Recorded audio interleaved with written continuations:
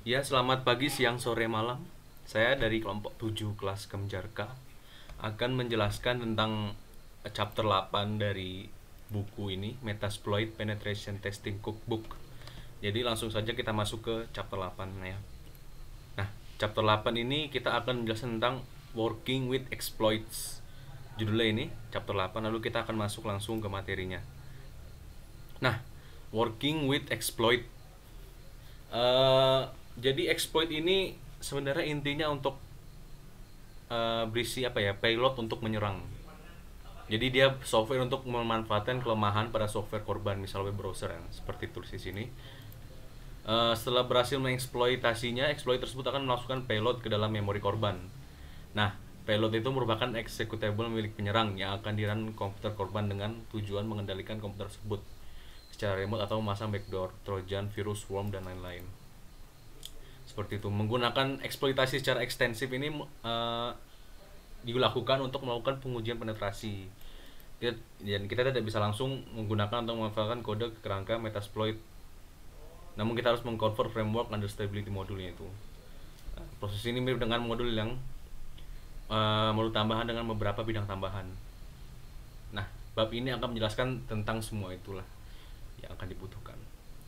Lalu ada dengan bekerja dengan MSF Venom. Sebelumnya kan kita di bab sebelumnya itu udah bab 4 ya. Nah, kita belajar tentang memvencode dari dan MSF payload. Nah, jadi apa namanya? MSF payload digunakan untuk menghasilkan binder dari payload, sedangkan MS vencode digunakan untuk encoding binder menggunakan pengkodean yang berbeda teknik. Di sini kita akan membahas alat metasploit lain yang merupakan kombinasi dari kedua ini. Dari kombinasi antara MSF payload dan mvencode. Nah, langkah pertama mulai dengan membuka terminal window, kemudian ketikan ketikan ini MSF Venom Minha. Nah, setelah ini akan terjadi seperti ini.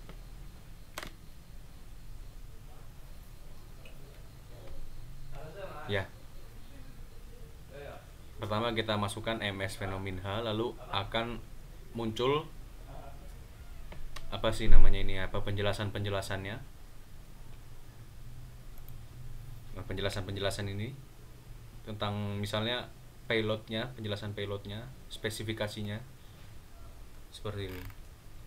Nah, ada beberapa parameter menarik dalam fungsi-fungsi. Parameter N menceritakan knob dari ukuran payload. Parameter min B untuk menghindari karakter umum dari eksploitasi seperti X00. Nah, ini dapat benar-benar membantu menghindari program antivirus. Sisa dari parameter yang sama yang kita dapat menemukan MS payload dan MS vencode. Nah, untuk menggunakan MSF Venom dengan payload encoding style seperti di bawah ini. Dengan mengetikkan MSF Venom min help, min format, MSF Venom min p, Windows, nah pokoknya diketik seperti ini. Kalau kita sudah coba di Metasploit akan muncul seperti ini.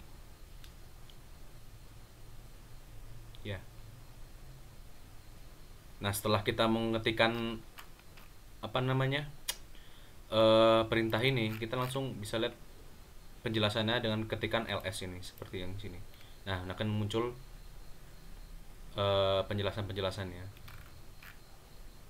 Nah, parameter yang berbeda yang telah berlalu dengan payload, kehadiran parameter min b akan menghindari penggunaan x00 byte 0 dalam code shell. Kita menggunakan ini kode shell untuk mengeksploitasi program. Nah, M9 menjadi alat yang berguna dan cepat menghasilkan kode shell menggunakan muatan yang berbeda tersedia dalam rangka. Code shell ini dapat diimplementasikan dalam memasukkan kode untuk memberikan kembali sehubungan dengan penyerang serta setelah kerentanan telah dieksploitasi. Lalu kita masuk ke fuzzing dengan Metasploit. Nah, pengujian fuzz atau fuzzing ini tekniknya ada penjelasannya ada di sini ya. Untuk pengujian perangkat lunak yang terdiri dari menemukan pelaksanaan bab menggunakan injeksi senjata acak. Nah, fuzzer dapat digunakan untuk menguji format software, protokol, berkas.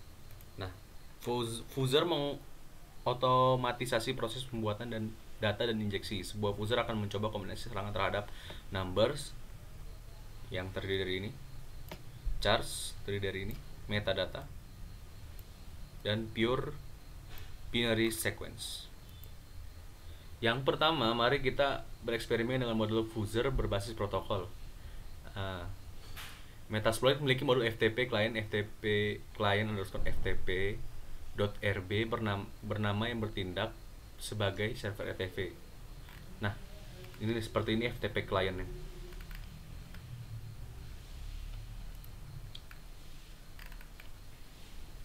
Nah, kita harus berhati-hati jika bekerja dengan fuzzers. Jika nilai parameter yang tidak lulus, maka pengujian fuzz akan gagal. Anda selalu merujuk ke kode sumber modul untuk memahami fuzzer dalam. Mari kita menjalankan client fuzzer FTP dan lihat apa yang lihat apa outputnya yang dikembalikan, seperti itu. Nah, jika di run seperti ini, seperti lihat auxiliary modulnya dieksekusi telah berhasil dieksekusi. Lalu kita masuk ke porting and testing the new exploit module. Langsung saja ya kita masuk ke langkahnya. Jadi intinya dalam ini kita mengurus suatu folder maka menjadikan sebuah modul eksploitasi. Nah, pertama kita masuk ke langkah ini. Seperti kita lihat.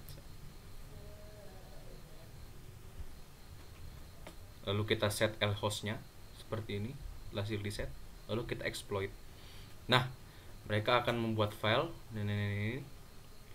Dan nah, exploitnya akan apa namanya, jadi dia akan mengeksploit file yang ada dalam kita set tadi. Lalu masuk ke fuzzing dengan Metasploit. Nah, fuzzing diperlakukan sebagai teknik pengujian kotak hitam, di mana kita menguji overflow maksimum kapasitas perangkat lunak. Lalu kita langsung aja ya ke langkahnya. Metasploit memiliki FTP modul bernama client ya, seperti tadi. Nah, kita menggunakan auxiliary FTP file zilla_fuzzer. Nanti akan muncul parameter-parameternya di situ. Kita set hostnya 192.168.561. Set host berhasil. Seperti itulah kira-kira bab 8 yang kami coba jelaskan. Mohon maaf kalau emang kurang ya, karena memang di sini ada keterbatasan. Mungkin sampai situ saja dulu penjelasan dari kami.